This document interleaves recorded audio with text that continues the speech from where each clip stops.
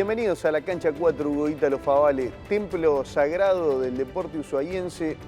Hoy juega su partido histórico Néstor Puebla.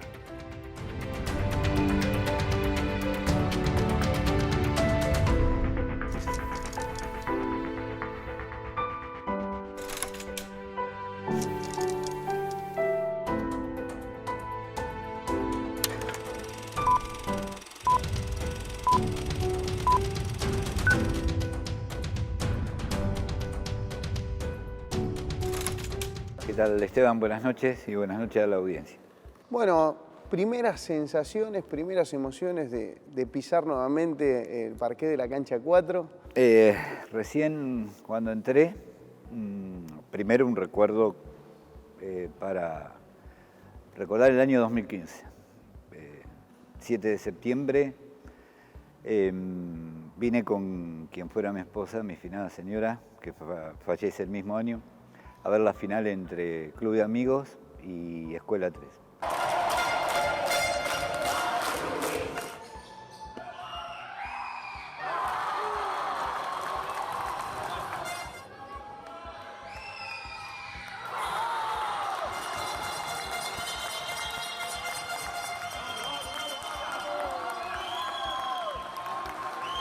Pero bueno, también me trae el recuerdo de cuando recién arrancamos o cuando recién llegamos con mis padres y mis hermanos acá, y al quinto día de estar en esta ciudad, venirme a esta cancha y después vivir tantas cosas. O sea, me tocó vivir muchísimas cosas. Uno puede contarlo, como creo que ha pasado en templos con distintos deportistas y en distintos deportes, pero es increíble. Hoy uno muchas veces dice, ¿quién se anima a llenar el templo? Se llenaba el templo. Había momentos que el templo, dependía de cada partido, 2 horas antes no encontraba su ubicación. Estamos hablando que te tocó venir con la familia, entraste a la cancha. Situanos un poquitito en esa línea de tiempos, hablanos de la época, cuándo llegaste. Bueno, yo llegué el 15 de enero del año 73. El 20 de enero tenía 14 años aproximadamente. El día de mi cumpleaños digo, tengo que salir, tengo que conocer a alguien y así no puedo estar. Había bajado de un Hércules el 15 de enero, vi las montañas nevadas y quería subirme y volverme.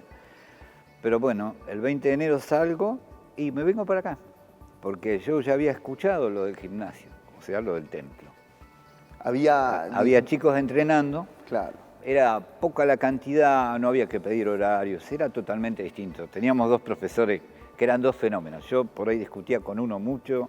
¿Quiénes eran? El profe Favale y el profe Milstein. Para mí, el profe Milstein me marcó la carrera deportiva mía, sobre todo en el básquet, para siempre. Fue el que me preparó a un nivel casi profesional durante un año y me tocó vivir el argentino cuando tuvimos que ir con un seleccionado de Ushuaia, con 10 jugadores nada más, al campeonato argentino y enfrentar a la provincia de Buenos Aires, Santa Fe y La Rioja, es algo impagable. Y haber ganado el primer partido fuera de la provincia, una selección, fue la nuestra, le ganamos a La Rioja. Por supuesto, Santa Fe y provincia no. Sin duda es que eso permaneció en la retina de ustedes, pero sin duda también como hito deportivo para la ciudad. Tal cual, tal cual. O sea, nosotros, por ejemplo, para que te des una idea, cuando a nosotros nos tocó llegar acá, nos recibía Radio Nacional. Radio Nacional recibía a la gente que venía a habitar la ciudad. Y eran los que manejaban, digamos, la parte de información, la parte deportiva, pero yo recuerdo, hoy me pongo a analizar y trato de equiparar los tiempos en cantidad de gente que hay hoy, tanto en esta ciudad como en Río Grande, y digo, ¿cómo puede ser posible? Pongo a contar verdaderamente periodistas deportivos, con o sin títulos, pero te pones a contar 3. Mi cuenta, 3. En mi época, en mi juventud, 7, 8 había. ¿Y lo seguían a ustedes? ¿Venían? Y teníamos, ¿había difusión? Claro, había muchísima difusión, había mucha transmisión.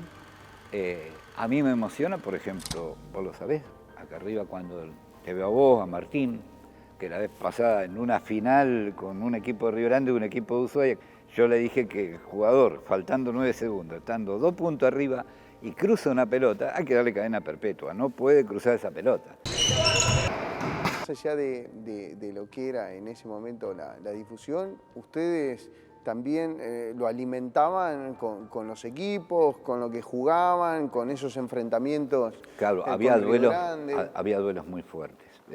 Primero con Río Grande. Con Río Grande, tanto ellos como nosotros hacíamos sentir la localía, pero hacer sentir la localía de verdad. Hoy muchas veces comentan en distintos deportes y te hacen sentir la localidad. No saben lo que eran esos tiempos. Esto se llenaba, ¿no? Claro, y había momentos que no entraba gente. No se podía porque los profes ponían límites y estaba bárbaro. Yo me acuerdo que se hablaba de 700 personas, yo creo que había más, pero hubo cola. A mí me tocó ver cuando vino Obras Sanitarias siendo campeón del mundo, había ganado creo que por un doble. Y le tocó venir acá, me tocó con el doctor Pulido arbitrar ese partido de los 6 árbitros, porque aparte arbitrábamos, o sea, hacíamos todo, jugábamos, arbitrábamos, muchas veces parábamos y nos dedicábamos al arbitraje. Lo lindo también de hacer todo a pulmón, ¿no? De tener la posibilidad de ir compartiendo también ese crecimiento y lo que se vivía en el básquet desde diferentes roles. Sí, a veces hacías hasta de dirigente, muchísimas veces, para mantener toda la estructura. Hubo momentos y yo creo que 20.000 habitantes, 15.000 habitantes, que teníamos de 8 a 12 equipos durante el año. Lo que pasa es que no se mantenían, sino en una época pico, junio, julio, agosto, en ese torneo específicamente donde más equipos tenían. Pero los grandes duelos uno los recuerda. La última etapa del Ushuaia Rugby Club, el Náutico, Solier, en mis comienzos con el Club Estudiantes, con el finado Cocol, que muchas veces nos preguntaron por qué nos separamos, porque tenemos una personalidad fuerte los dos. Éramos jóvenes, teníamos 17 años, pero teníamos que separarnos. Nunca fuimos amigos, pero tampoco nunca nos fallamos. Nunca nos fallamos, pero no podíamos trabajar en el mismo club. No podíamos. No podíamos por nuestra propia personalidad. Claro, por cómo era cada uno. Claro, teníamos una personalidad fuerte que yo la reconozco. Y cada uno con su pasión también, ¿no? Claro, la pasión de él era el fútbol y la pasión mía era el básquet. Después sí, como vos sabés. Sí, cada uno después va mutando, claro, y se va haciendo en diferentes lugares. A mí me preguntaron, por ejemplo, en estos días, sabiendo que venía esta entrevista, ¿qué pasó con vos en el básquet? Y yo me siento erradicado del básquet. ¿Quiénes fueron o quién es la persona que no quiere que me acerque al básquet? No sé. No me interesa. Hoy ya no me interesa. Hoy tengo 62 años. Te podés imaginar que voy al lugar donde me quieren o donde me aceptan. No es necesario que todo el mundo me quiera porque me considero un tipo bravo como dirigente hoy, ¿no? Las generaciones que por ahí no te vieron dentro de una cancha, para los que no te vieron jugando al básquet, contame un poquitito acerca de ese pasado, por los equipos en los que anduviste, en los que transitaste. Bueno, arranqué en Estudiantes, acá que era el equipo del centro de la ciudad. Una historia divina, con Peti Gómez, con Santana, con el padre de Andrés, con Jorge Greco, el Tano Luchetti, jugadores descomunales. Yo era más pibe, ellos eran más grandes que yo, los respetaba, porque en mi época existía que aquel que tiene un par de años más que vos, respetalo, pero en sí era un equipo que no pasaba los 20 años. ¿Y qué es lo que ocurría? Tuvimos que enfrentarnos a equipos durísimos, por ejemplo, Náutico, no me acuerdo qué otro nombre tenían, pero donde estaba Carlito Zeninger, Charnot, por ejemplo, existía el Club Alumni, que era la base aeronaval, que durante 3 años, 4 años, tuvo un jugador de 2,6 metros, Villarreal. Había que marcarlo. Había que marcarlo. 2,6 metros, había que marcarlo y había que sacarlo imposible de la llave. Era dificilísimo y Alumni ganó muchos torneos por él. Pero cuando lográbamos algunos de los equipos sacarlo de casilla para que los pulsen, por ahí equiparábamos. Se equiparaba un poquitito el juego. Pero era muy difícil porque no se enojaba nunca. Ahí jugando vos para Estudiantes. Después... Arranqué jugando para Estudiantes, después pasé a Municipal, después estuve en Solier, porque en Municipal teníamos, no digo una selección, pero sí digo que era un equipazo. Pero no podíamos convivir todos juntos. Entonces, en un momento decidimos separarnos, abrirnos. Se convirtió Solier en una parte, yo me fui con Solier, que otra parte Municipal, y aparte ya existía Náutico. O sea, cada cruce de esos partidos eran batallas increíbles, increíbles. ¿Y jugaban también a la vez una especie de provincial con la gente de Río Grande? Jugábamos, sí, provincial con la gente de Río Grande. A mí me tocó llegar con Municipal y con un jugador de redes cordobesas como, me acuerdo todavía, Miguel Claudio Carratalá. Era un artista abajo del cesto, una cosa de loco, verlo cómo manejaba las manos. El problema era que si vos salías en delegación con él, y tenías que ponerle 2 guardias, que no se te escapara por la ventana ni por ningún lado. Claro, había venido a hacer la conscripción, era un pibe joven, pero era un jugador fuera, no, sí, se escapaba. Era fuera de, pero era un talentoso. Sí, era talentoso, era un genio, nos hacía jugar a todos. Y bueno, y llegamos a la final del provincial y la perdemos justamente porque él se nos escapa el último día. Y perdemos contra el peor equipo del provincial. Y perdemos por puntos la final del torneo que nos gana San Martín.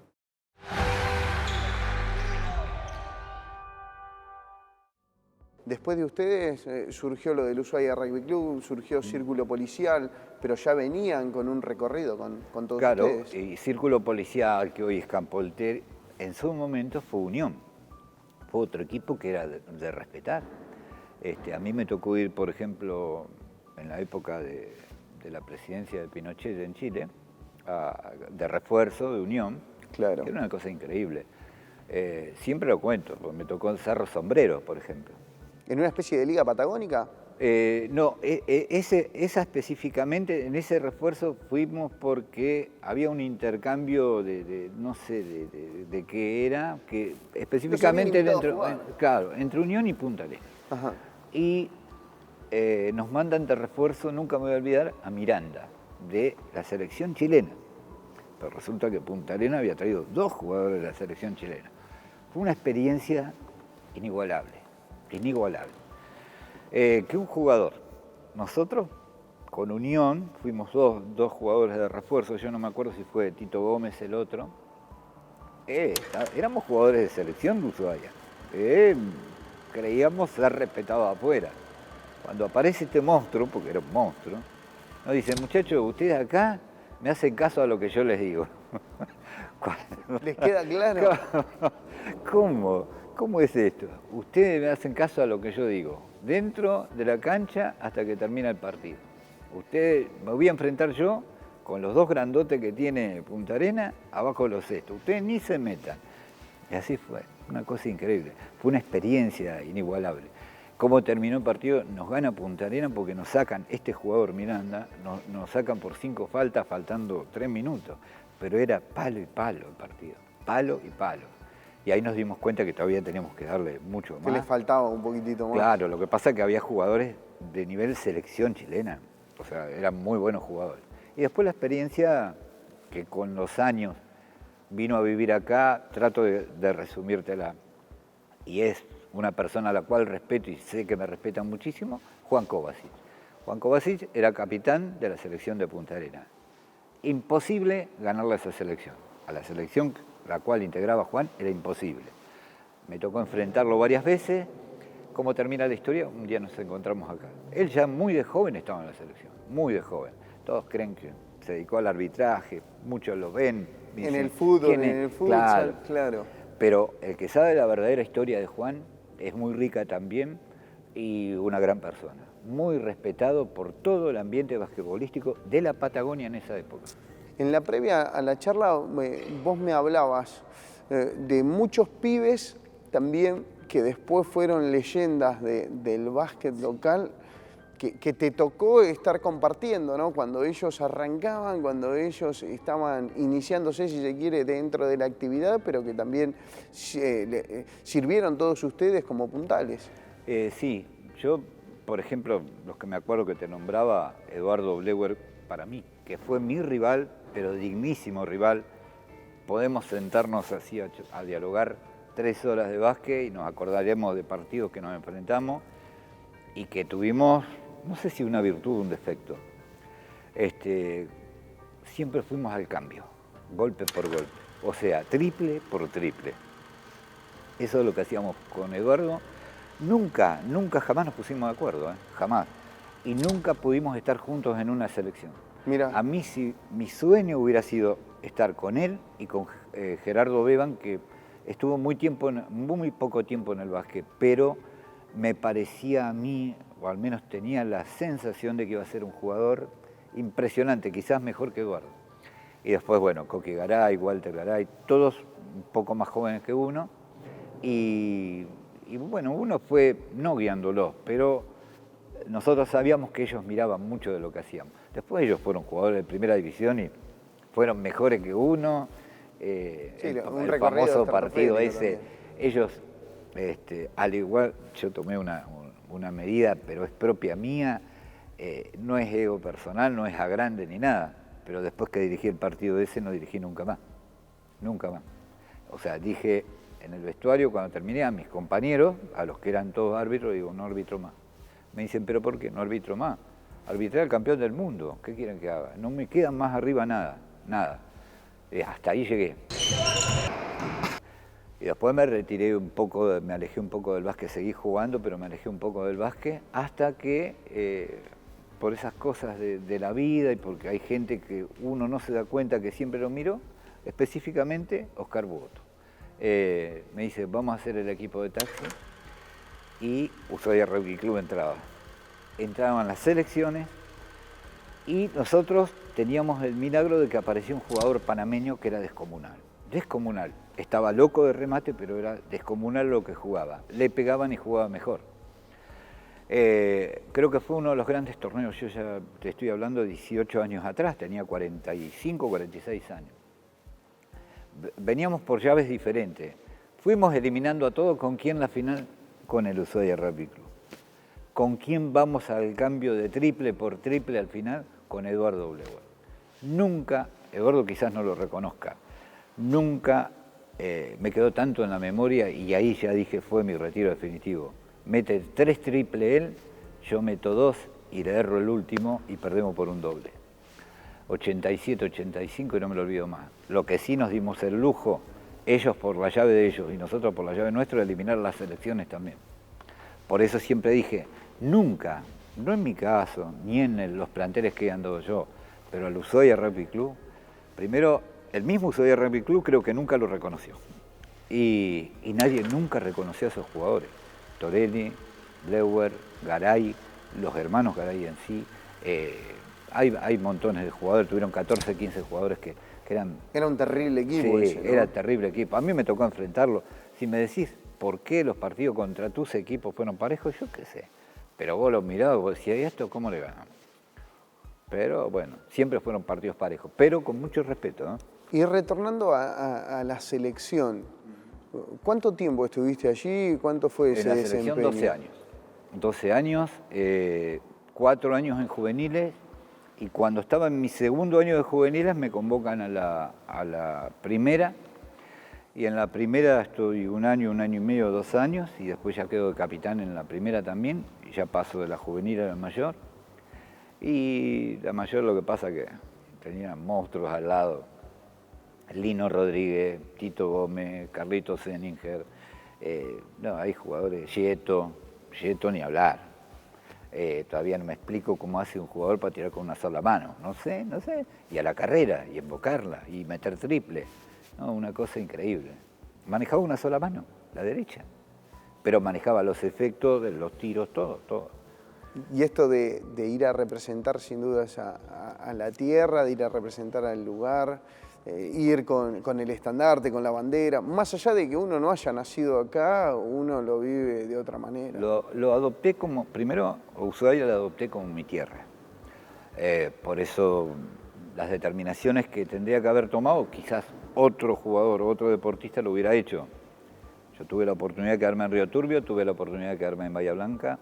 Sin embargo, siempre decidí volver, por distintas razones, razones de familia, y porque mi cabeza me ordenaba que me tenía que quedar acá, que este era mi lugar. Y bueno, hoy a los 62 años sigue siendo mi lugar. Pero sí tuve la suerte de representar a esta ciudad en otros lugares y me siento orgulloso. A nivel nacional, ya te digo, cuando nos toca la zona, de chico mi sueño siempre fue enfrentarme a mi propia provincia, porque yo sabía que en ningún deporte podía llegar, pero el deporte que se me ocurriera, no podía llegar. En provincia de Buenos Aires no podés llegar así nomás. Por la gran a una cantidad selección. también. Claro, la cantidad de gente que hay, jugadores, deportistas. Yo estaba, antes de venir acá, estaba en una preselección de Punta Alta, pero de handball. Por eso después te contaba hoy, antes de iniciar el programa, que me convertí en basquetbolista. Hacia el básquetbol. Y después, bueno, la historia me llevó sola, me llevó a jugar el campeonato argentino y la ilusión mía, que era enfrentar a la provincia de Buenos Aires, fue el día que más sangre corrió por mi cuerpo, porque me terminé todo lastimado, pero el culpable fui yo. La provincia de Buenos Aires no había hecho nada, nos venía a enfrentar a Tierra del Fuego, porque nosotros representábamos a Tierra del Fuego. Había pasado un minuto de juego, íbamos perdiendo 6-2 ya. Paso al lado del banco mío y digo, ¿y estos a quién le ganaron? Fue lo peor que hice, porque me escucharon. Cobré todo el partido, pero cobré falta. Me agarraba uno, vos sabés cómo se maneja esto. Después me pegaba el otro y te iban pegando y te iban debilitando y debilitando. Así todo fue el mejor partido de mi vida. Pero ahí es donde le agradezco al profe Milstein cómo me preparó, porque él me preparó. Y yo le había dicho, mi sueño es enfrentar a la provincia de Buenos Aires. Y 32 puntos pude meter ese día. Y después que terminó el partido vinieron todos los jugadores de Buenos Aires a saludar. A felicitarte. Sí, y el día de la despedida, cuando nos teníamos que venir también, fueron todos al hotel donde estábamos, todos. Apelo a tu vivencia, a tu experiencia. A ver, más allá de que haya sido otro básquet, ¿cómo ves el básquet de hoy en día? Si te toca acercarte. ¿Cómo ves local? ese nivel? Claro, el que tenían antes era mejor, ahora se asemeja. Veo jugadores, por supuesto, tengo que reconocer que hay jugadores que tienen nivel. Hay errores que uno ve, pero uno lo ve desde arriba. Claro, hay que estar también. Claro, hay que estar acá abajo, hay que estar en el lugar de los técnicos, pero bueno, yo por ejemplo, cuando volví a ver básquet estos últimos años, yo quería verlo al hijo de mi amigo, que nunca hemos hablado, con Andrés jamás hablamos, pero sí quería ver al hijo de mi amigo cómo jugaba, porque tenía muchas historias que me habían llegado a mí de este chico, de Andrés Greco, que ya es un nombre.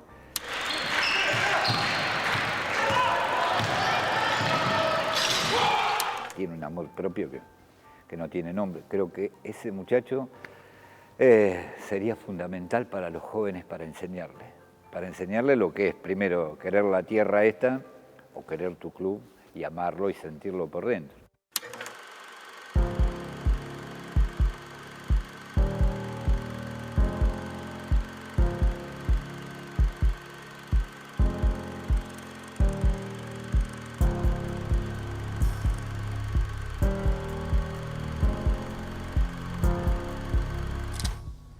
Para cerrar te propongo un ping-pong. ¿Cómo no? Un jugador. Un jugador. De acá. Sí. Eduardo Blewell. Lejos, un tirador que te mataba. Triplero igual que yo. Sí. Un técnico. Jorge Milstein, sin duda. Néstor Puebla. Una persona que durante todo el tiempo que jugó al básquet lo amó. Lo amó como se ama una dama.